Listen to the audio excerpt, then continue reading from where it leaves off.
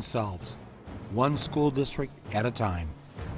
All of Mingo County is on the courthouse steps. People are chanting, we're Facebook live streaming that, and other counties are commenting on there and saying, I wish I was there. It escalated really quickly. So 4 go out, then 7 go out. And then 55 of 55 counties. The strike will go on in all of them tomorrow. It is unlawful to have a work stoppage. The teachers were warned the strike is illegal. They face anything from being fined, being fired, to going to jail.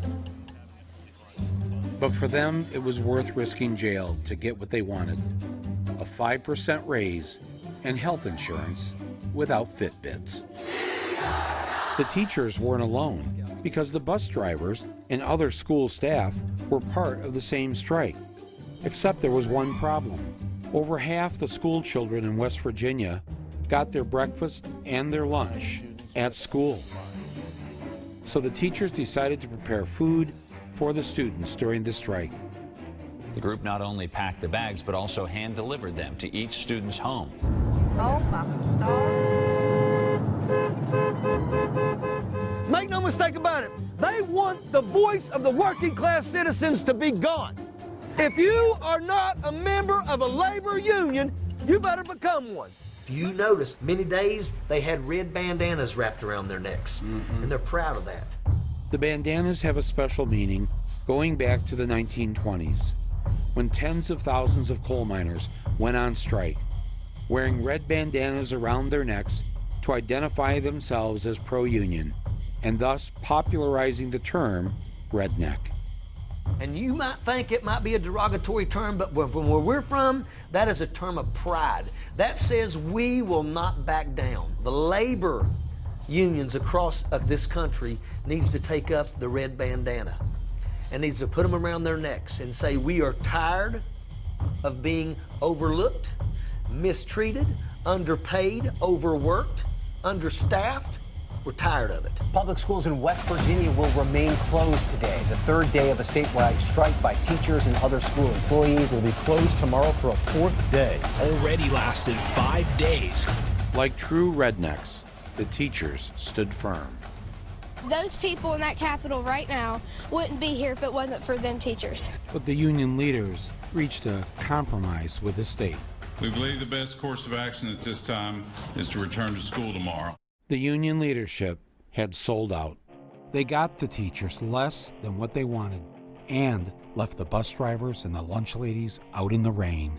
It's a Band-Aid on a shotgun wound. The teachers rejected this and insisted that the bus drivers got the same raise that they wanted. They continued to stay out on strike.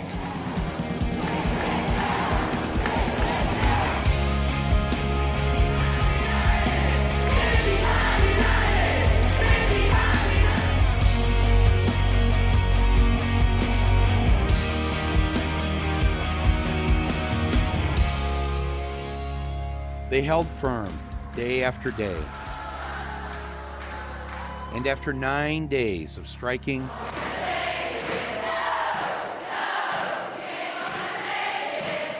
and singing Twisted Sister, the teachers finally won the raise they were fighting for. Not just for themselves, but the same raise for the bus drivers, the lunch ladies, and everyone else. Oh, and the Fitbits? They were finito. The moment we won, we celebrated for like 5 minutes, and then we put the rest of the nation on notice. And it's starting to spread all over Kentucky. Arizona, North Carolina. Oklahoma is pissed off. Now on Monday, teachers right here in Colorado will join in the walkouts.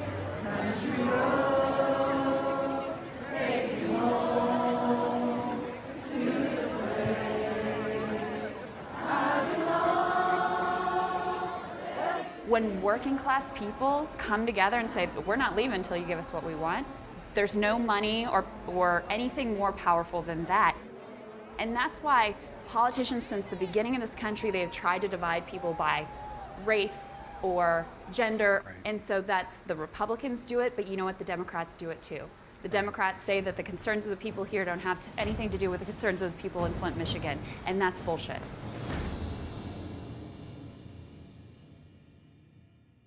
All right, so here's the plan. I'm gonna go take an Uber in the afternoon before 2:40. From there, I'll go into school campus, load my bags, and get my AR-15 and a couple tracer rounds.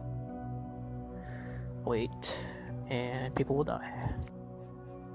Location is Stone Douglas in Parkland, Florida.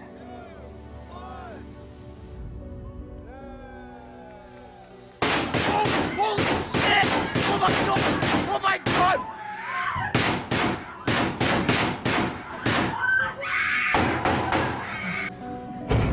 Oh my god!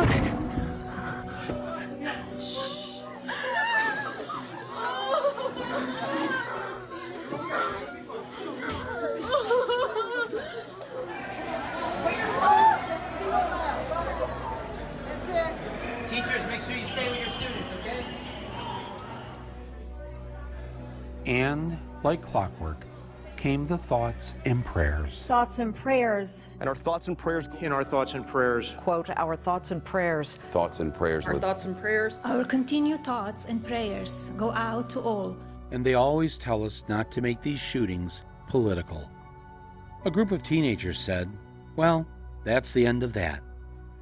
They decided to make it political because it was political. In response to President Trump, I would say this. You want to look back on our history and blame the Democrats? That's disgusting. You're the president. You're supposed to bring this nation together, not divide us. How dare you? Children are dying, and their blood is on your hands because of that. I'm going to happily ask him how much money he received from the National Rifle Association.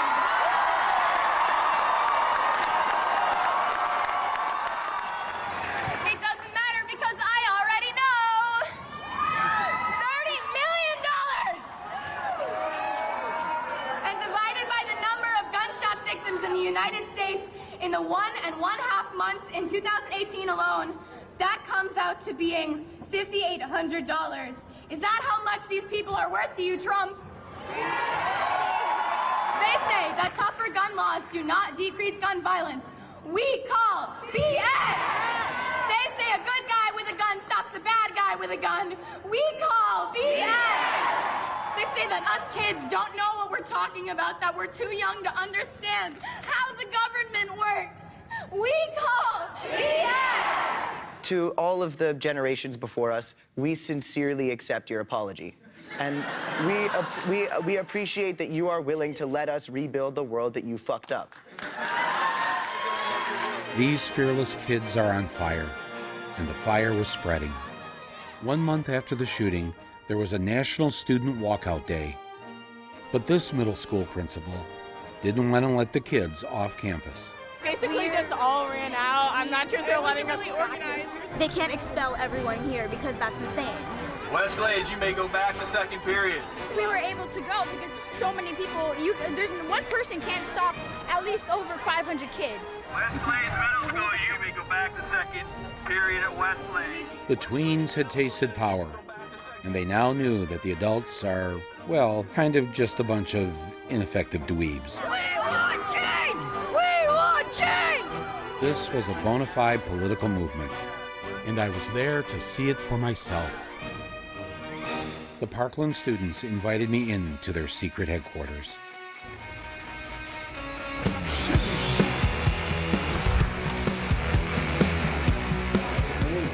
I think it's just insane to think that within a month of this happening, the pace that we've gone at, we have an international NGO that we're running out of an office space in the same city now. 22 students. Being run by 23 walking hormones with probably a lot of ADD in between. I don't know if it was the hormones or the ADD, but the international march they were organizing was taking off. What's up to? It's at 820. Yesterday was at like 760 something. That's like several more marches in a day. Did you just say 830 marches? My generation, the generation after me, maybe we did one thing right. We raised you. Well, on the contrary, social media raised us. Yes. My phone. And like you see it like Communicating with other young people Yeah. about what the real truth is. Yeah, exactly. one of the fake news networks, CNN last night, was saying, I want teachers to have guns. I don't want teachers to have guns. I want certain highly adept people that understand weaponry, guns. If 20% of the teachers have guns, it may be 10% or maybe 40%. We need to let people know, you come into our schools, you're going to be dead, and it's going to be fast. This is about us demanding change, and this is about the fact that we have already won. It's just a matter of when. Thrust into instant activism, the students went to the place where change is supposed to happen. The state capitol building in Tallahassee, one of the few places in Florida where you're safe from guns. He didn't even reach 18 years old yet. He was a boy who got shot in the head because of your law saying that an 18-year-old boy can carry a military-aid weapon to kill. The students were impeccably prepared. Some of the legislators, not so much. You can shoot as many bullets with a handgun as you can with these rifles. But civilians with such high-capacity magazines, you support that? When you say high-capacity magazines, that's the number of bullets. Yeah, I've heard different positions on that. All we want is an answer as to how are we going to fix this and continue our life, not living in fear. Yeah, it's going to take a lot. It's going to take a lot. It's going to be multifaceted bullet points of coming in from all kinds of different angles. Government is set up to move slow, okay? There's committees, there's dual houses. It's not like cutting grass. Cutting grass, you can immediately turn around and see this is the product of what I've done. But what's your personal stance on assault-style weapons like an AR-15? Yeah, it's a head scratcher where we are. So it's going to be a debate. I've always defended people's right to defend themselves. With an AR-15? I haven't got specifics, so you're asking me specifics yet, Jake, and I don't know, but They quickly learned that asking for help from a politician who gets an A+ rating from the NRA gets you nowhere. Take the camera off for me. You need to challenge them directly. Senator Rubio, can you tell me right now that you will not accept a single donation from the NRA in the future?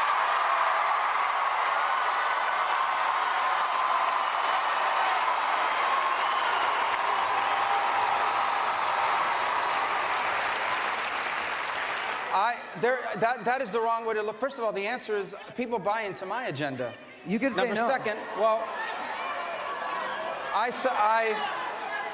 Or another option is to vote them out, even if you're too young to vote. I get tweets from people, they're like, hey, I'm a mom from Tennessee. I've never voted before, but I'm gonna vote now. So you're getting, so people that who are non-voters Yes. are telling you, I'm gonna vote. At all these marches, we're having booths to register yourself to vote, because we know that we're gonna be the generation that are going to vote those people out. Case in point, this guy. Maine Republican Leslie Gibson, running unopposed for state representative, tweeted about a Parkland shooting survivor, calling her a skinhead lesbian. They're already down, and he knocked them even down more by saying that. That wasn't very nice of him. After Gibson's hate speech, David Hogg had immediately put out a call to action on Twitter. And sure enough, in District 57, there's a candidate who was unopposed. He now has competition. 28-year-old Aaron Gilchrist of Green submitting the necessary amount of signatures required by the Secretary of State's office to run. And then this happened. Guys.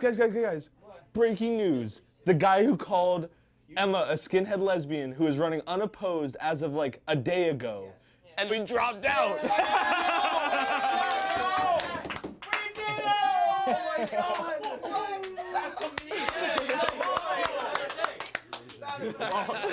She had just met the deadline at 5 o'clock in Maine yesterday to run against this asshole. I just can't believe that it was a day. It was literally a day. Literally. It's like, both Emma and I failed 2 psych tests today.